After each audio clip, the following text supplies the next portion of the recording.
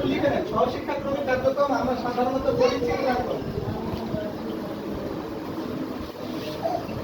এটা কিন্তু উমক।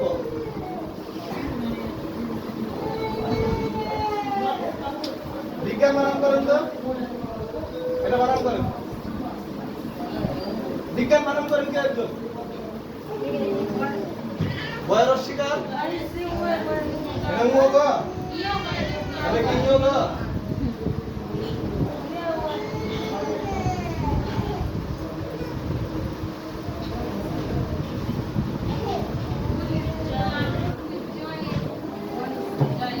ঠিক আছে, বর্গীয় জয়ে ইয় আকার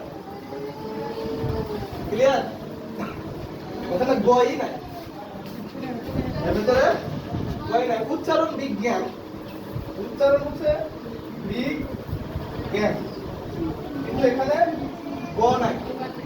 বর্গীয় জয়ে ইয়, গয়ের রশ্মি বর্গীয় জয়ে ইয় যুক্ত আকার দন্ত ন, ক্লিয়ার। আচ্ছা, ন হয় দুই ধরনের, একটা দন্ত আর একটা মূর্ধন্য।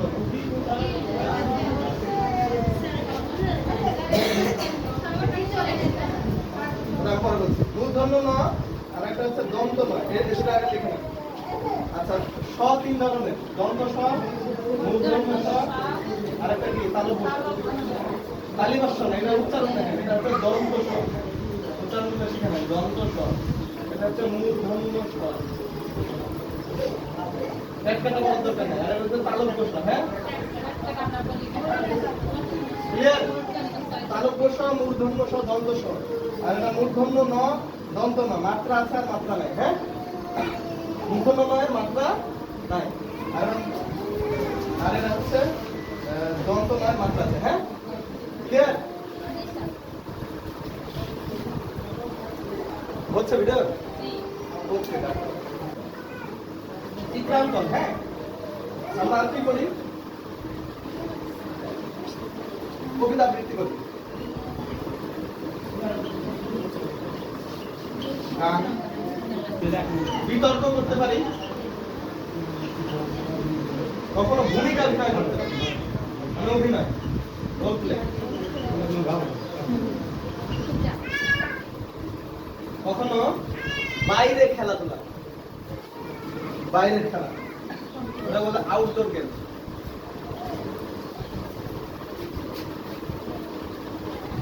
বাইরে খেলাধুলা করানো যেতে পারে। আমরা সাধারণত সহশিক্ষাক্রমিক কার্যক্রমে এগুলো করতে পারি। ঠিক আছে, বৃহস্পতিবারের দিনটা বা সপ্তাহের একটা দিন আমরা এই কাজগুলো করার চেষ্টা করি। হ্যাঁ, এখন আপনারা বলেন চিত্রাঙ্কন বলতে কেউ কি বোঝেন কিছু?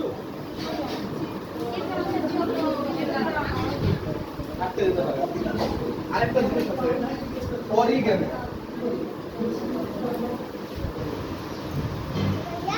অরিগ্যামি, স্বরে অ, আমি উপরে লিখে দিচ্ছি। হ্যাঁ, স্বরে অ, রয়ের অস্বীকার, গয়ে দফলা আকার, ময়ের অস্বীকার, তুই বলে অরিগ্যামি। হ্যাঁ, অরিগ্যামি মানে হচ্ছে কাগজ কেটে কুটে ফুল ফল ইত্যাদি বানানো। আমরা অনেকে যে নৌকা বানিয়েছি, গোলাপ ফুলও হয়তো অনেকে বানাতে পারি। আবার জাপানিজরা মূলত এটাকে একটা আর্ট, শিল্প হিসেবে ব্যবহার করে, শিক্ষার্থীদেরকে সবাইকে নিয়ে অনেক কিছু বানায়। আমরা এই বিষয়গুলো চর্চা করতে পারি সপ্তাহের একটা দিন। চিত্রাঙ্কন করতে পারি, রং পেন্সিল দিয়ে হোক বা খালি পেন্সিল দিয়ে হোক, তারা আঁকাবে। কবিতা আবৃত্তি করাতে পারি, সবাই মিলে একসাথে কবিতা আবৃত্তি করবো। তারপরে হচ্ছে দেশাত্মবোধক গান, ধরেন একটা গান সবাই মিলে ওই দিন মুখস্থ করলো বা চর্চা করলো, হয়তো সাররা গেলে সবাই মিলে একসাথে গিয়ে শোনালো। বিতর্ক, বিতর্ক জিনিসটা কি? ওই যে বললাম একটাকে পক্ষ আর একটা বিপক্ষ করলো। হ্যাঁ, পক্ষ বিপক্ষকে একটা বিষয় দেব, এটা দ্বিতীয় শ্রেণী না হলে হয় না, একটু বড় শিক্ষার্থীরা লাগে, তারা পক্ষে বলবে। পক্ষটা কি? ধরেন পেন্সিল দিয়ে লেখা ভালো না কলম দিয়ে লেখা ভালো? এক পক্ষকে দিয়ে দিলেন পেন্সিল দিয়ে লেখা ভালো, আর এক পক্ষ না পেন্সিল দিয়ে লেখা খারাপ, কলম দিয়ে লেখা ভালো। দিয়ে দুই পক্ষ, তিনজন বা 10 জন, আপনি বিচারক, ওরা প্রত্যেকে 2 মিনিট করে বলবে পেন্সিল দিয়ে লেখা ভালো কারণ এই হয়, এই যে হয়, এটা মোছা যায়, হ্যান্ড করা যায়, এগুলো করা যায়। কলম দিয়ে লেখা বলে না, পেন্সিল দিয়ে লেখা থাকে না, উঠে যায়, মুছে যায়, দেখে বোঝা যায় না, কলমের লেখাটা বোঝা যায়। কাটাকাটি করবে না, আর তাছাড়া ফ্লুইড আছে, এরকম নানা যুক্তি দিল। আমি জাস্ট উদাহরণ দিচ্ছি। এগুলোকে বলে কি? বিতর্ক। এবং বিতর্কে যুক্তি খণ্ডন থাকে, যুক্তি থাকে এবং যুক্তি খণ্ডন থাকে, এবং সবসময় বিতর্কে ইউনিফাইড কোনো বিষয় না, মানে একটাই উত্তর 100% এরকম কোনো বিষয় বিতর্কে হয় না। বিতর্কে এরকম বিষয় হয় না যে 2+2 কেন 5 হয়, 2+2 তো 4 হবে, তাই না? বিতর্কে হয়তো এরকম বিষয় হয় যে কেন এখন গরম পড়ছে, কেন বর্ষাকালে বৃষ্টি হচ্ছে, এটা বিতর্কের বিষয় হয়। ওটা বাচ্চারা তো বাচ্চাদের উপর বিষয় দেবে না, বাচ্চাদের জন্য প্রয়োজন বলছি, যাচ্ছে ভূমিকাভিনয়। ভূমিকাভিনয় মানে রোল প্লে। দরিদ্র অবস্থা, যেমন ধরেন হাতে জীবাণু, ওয়াশরুম থেকে এসে হাত ক্লিন না করলে হাতে জীবাণু থেকে রোগ রোগ রোগ ছড়াতে পারে। এইটা বোঝাতে একটা নাটকের মতো করলেন বা অভিনয়ের মতো করলেন, 2-3 জন মিলে, বা আপনি করলেন, ওয়াশরুমে গেল বা গোসল করলো, খারাপ পানিতে কোনো কিছু করছে না, খাচ্ছে ওই হাত দিয়ে না ধুয়ে, জাস্ট দেখাচ্ছেন নাটকের মতো করে, পরে দেখা যাচ্ছে যে আপনি অসুস্থ করেন। তার মানে কি, বোঝানোর মাধ্যমে, অভিনয়ের মাধ্যমে বাচ্চারা একটা মেসেজ বার্তা শিখলো। ওদেরকে দিয়ে করালেন, তোমরা একটা অভিনয় করে এরকম আপনি নেতৃত্ব দেন। টেলিভিশনে যেসব বাচ্চাদের অনুষ্ঠান দেখেন, এই অনুষ্ঠান কি একদিনেই করেছে? ওদেরকেও শিখিয়েছে, টিচার দিয়ে শেখানো। আউটডোর গেম, বুড়ির, আপনাদের অনেক খেলা আছে, বৌচি খেলা, তারপরে বুড়ি খেলা, না কি কি খেলা আছে, বদল খেলা, ইত্যাদি ইত্যাদি নানা ধরনের খেলা আছে।